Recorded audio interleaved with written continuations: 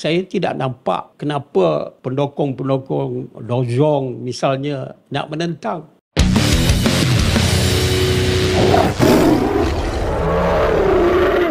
Jadi tidak ada sebab Dong ke Chia Zong ke menentang pasal kita tidak menghapuskan bahasa Mandarin.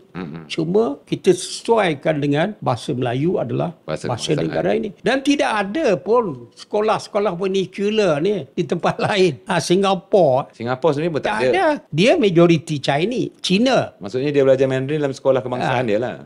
Dia salah satu mata pelajaran saja. Kenapa kita di sini tak boleh? Kerana kita tidak ada keberanian untuk menukar sepenuhnya. Tetapi dalam konteks ini, saya tidak nampak kenapa pendukung-pendukung Dong misalnya nak menentang. Saya rasa mungkin macam sebab sekarang ni Perdana Menteri kita seorang tokoh yang agak hebat. Mungkin inilah masa dia untuk buktikan kan, Bung?